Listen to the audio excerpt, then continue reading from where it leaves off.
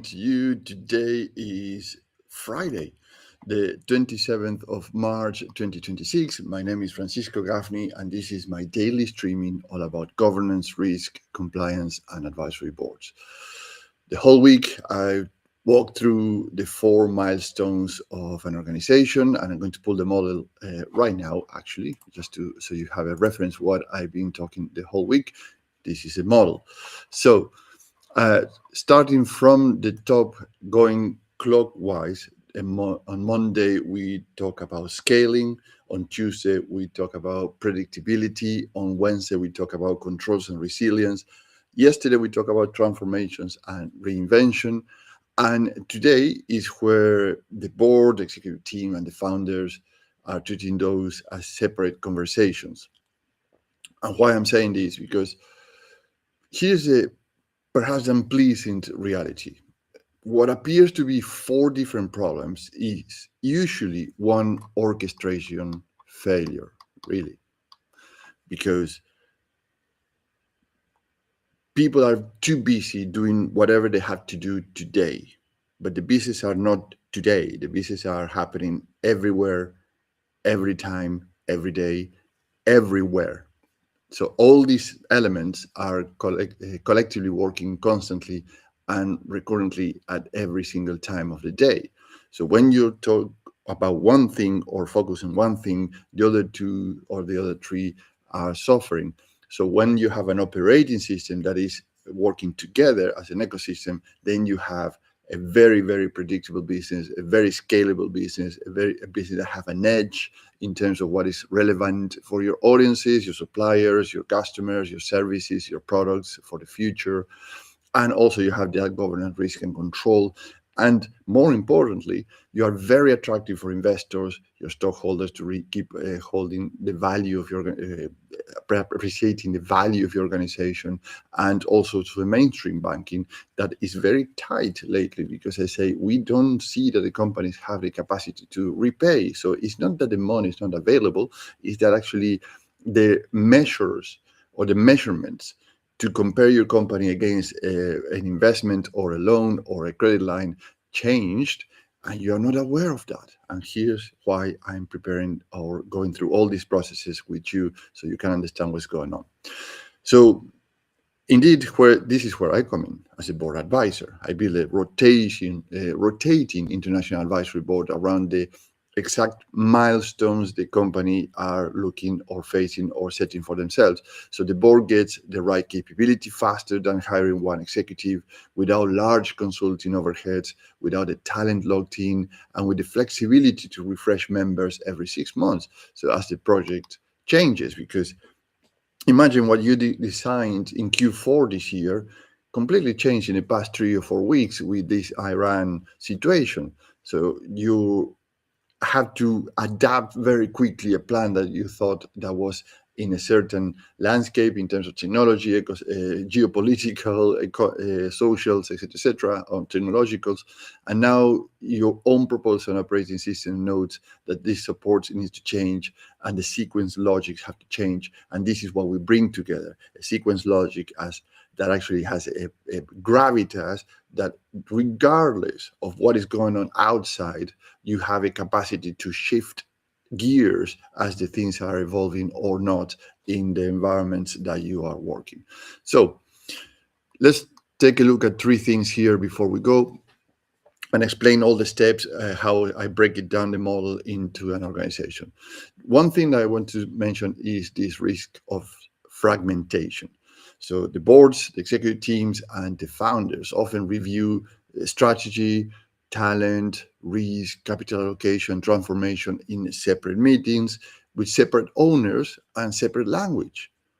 And then you wonder why that fails. It fails because the scale creates bottlenecks, growth creates money traps, controls arrive late, right? When you think, you say, what's going on here? Oh, we need to put some measurements. Transformation becomes reactive. So transformation, I mean the innovation, which is your customer for the next 5 years, right? So we create milestones to solve these on each section of the model, because these failures or challenges are all connected, right? Now, As you probably guessed or know at this point, I love statistics, particularly love the UK governance framework guidance and statistics because it reflects what is a market sentiment. They are there and nobody's using. Well, it's not fair. Not many people are looking to them and say, well, we don't have to reinvent the wheel. And statistics have one bad habit. They create a kind of a measurement where you are not far from the mark to improvements, and you don't have to reinvent things or come again with new ideas.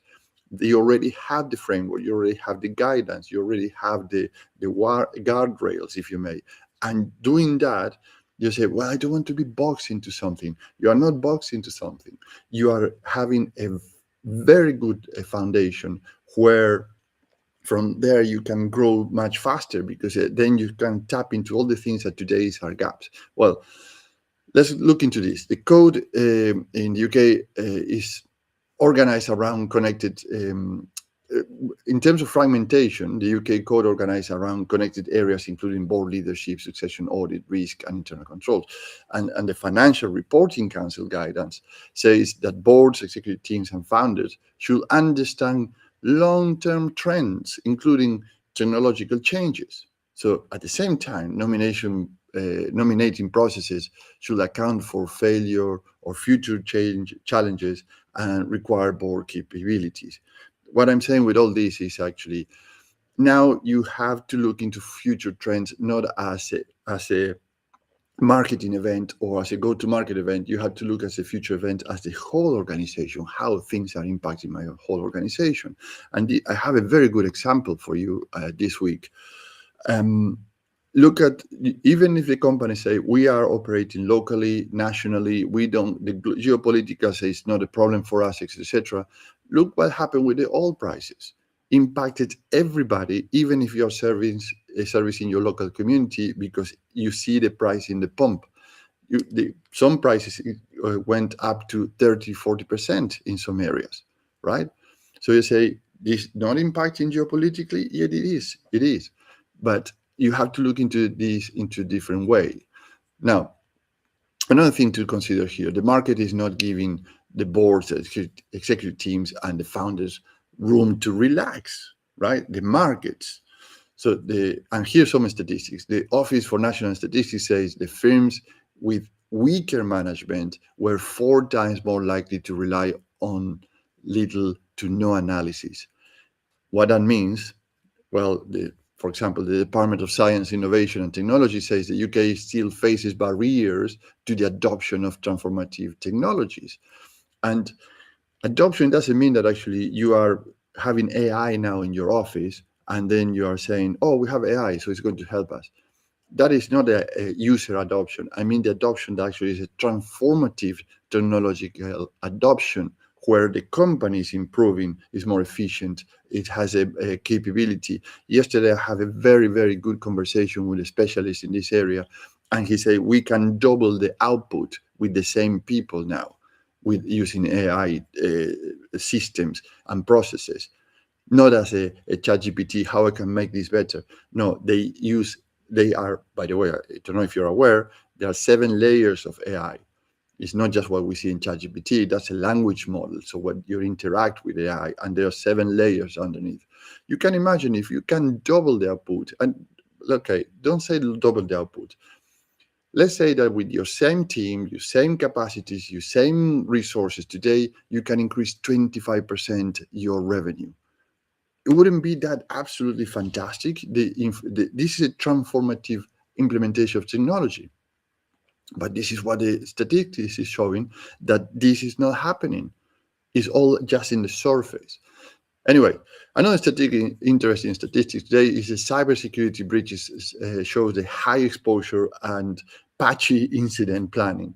So what I'm saying this is because actually you have, I mentioned this early this week, that having a policy, it doesn't mean that you have a plan or a countermeasure plan when the situations are happening. And this is not just only for cyber attacks or cyber exposures, it's for everything else in your organization. So you can translate this information to all the areas of your organization and say, right, So if cyber is having all these measurements of control, what other measurements of control we have in our organization?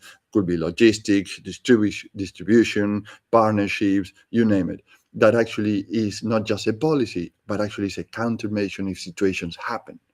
Now, there's another thing in terms of financing, which is a British bank says the funding landscape for smaller businesses remains selective, meaning that they are scrutinizing small businesses, and most of the time they are saying no, right? They are not giving enough lines of credit, enough um, instruments. Instruments is financing to the small businesses, because in small businesses, it's not just one company, family company with 6 or 7 employees. They're talking about companies up to 200 employees and 10 million revenue. This is harder and harder because the companies are not prepared to the changes that are already happening, right? So, in other words, imagine this: a lot of boards, executive teams, and founders run the companies like four separate watches, right? So the problem is not the quality of each watch, because I'm 100% sure that you're running all these challenges like scaling, predictability, governance systems, and innovation very, very well as a separate things. But the problem is that they are not set at the same time, right? Because these things are working everything at the same time right now. So here's a unpleasant question. So if the real risk is fragmentation, what should a board or an executive team or a founder do over the next 12 months to turn these four pressures into a single working system? And when I say the working pressures, we are talking about in the model here, how you scale, how you are more predictable in your revenues and your activities and your strategies, how your systems are supporting all that, and also the legacy is not bottlenecking your future. So, as a board advisor, what I would propose to consider is the following. It's three-step. Step number one is sequencing. We put together a practical 12-month structure from diagnosing the investor readiness to capital rise to post-investment scaling. So it's all about how you position your organization towards investments. And the advisory board provides the board executive team and the founders with a logic, with that structure from the commercial acceleration and growth and capital, the controls and resilience, the transformation and the reinvention. So it's a process that we put together with a certain logic to make sure that actually this is a successful race. So put together, that becomes an operating cadence. So you now have a process. You have something that actually you can measure, you can fix, you can amend. Your challenges are processed in this system, and then you have the capacity to understand where the gaps are and how to fix them and how to make the system better. Now, step number two is to turn the business through an assets lens, right? Not a departmental lens. So as we mentioned earlier, the fragmentation is because you treat these things in different meetings, in different owners, different capacity. But let's put it that from this. Let's put this from the assets perspective, and this means asking a few questions, and I'm going through some of them. So, does the brand support the premium position, right? So, do the people and succession align with the value creation? Do the partnership compound demand? Meaning, actually, we can leverage other organizations to compound demand, not just to resell for us. Is the revenue quality improving? Because sometimes we have very high revenues, but the quality of the revenue doesn't produce any profits. Are the assets being reallocated intelligently, right? We spoke about manufacturers that they say, we are going to move our suppliers from whatever. I give an example a couple of weeks ago, a company that moved their factory from France to Eastern Europe.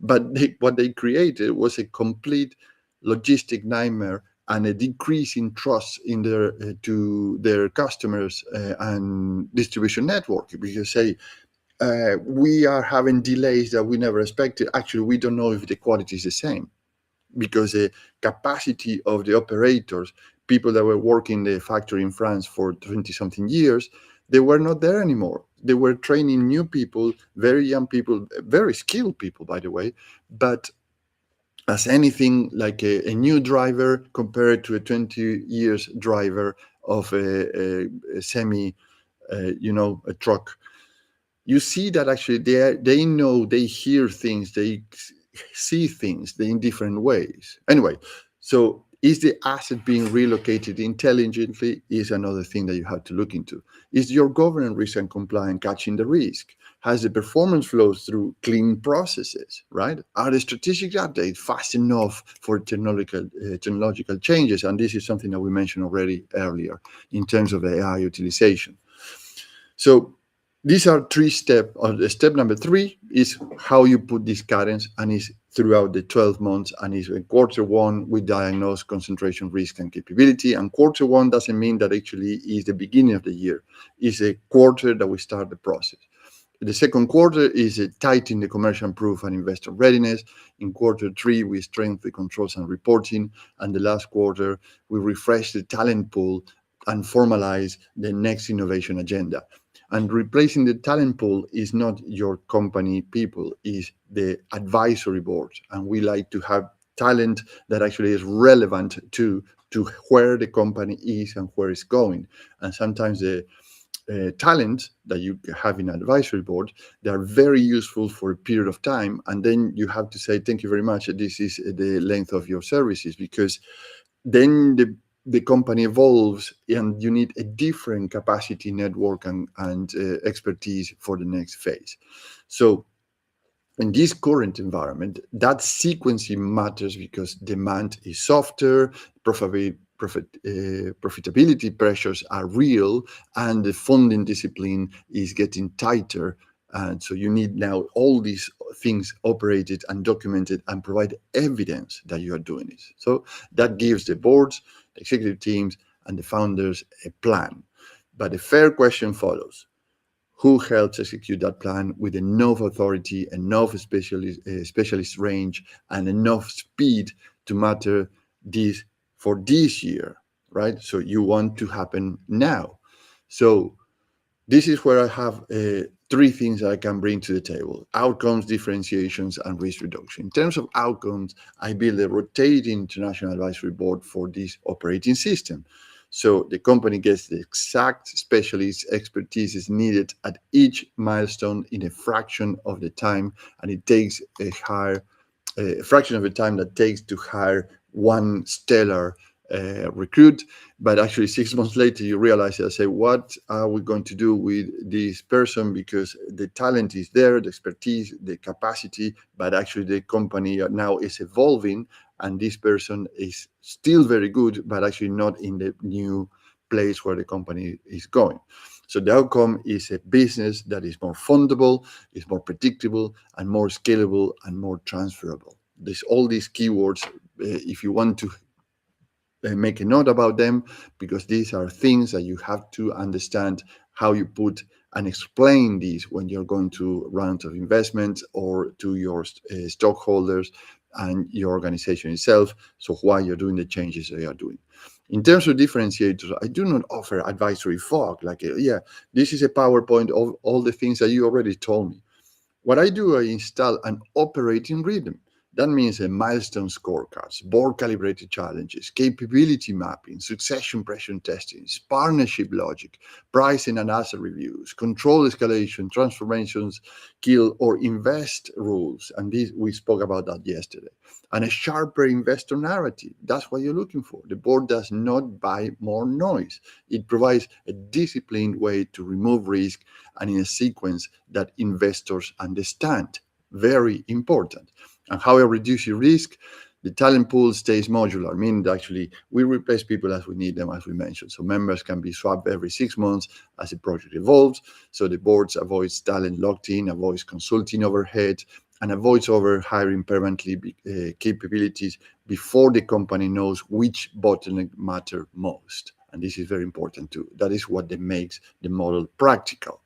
Now, what actually you can take today, and it's doable in 30 minutes or less. Put your last 4 company plannings side by side and mark where the scale, predictability, controls, and reinventions are still being discussed as separate issues or when they should be governed as one sequence. So they are working together towards bringing the company to the next level.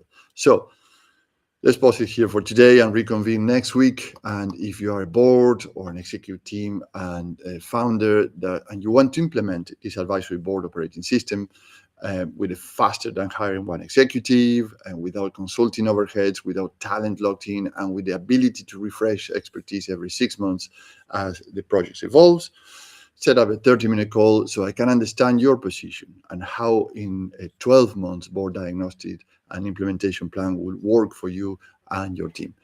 Wonderful. Have a great day. Have an absolutely fantastic weekend, and I'll see you next week. Thank you.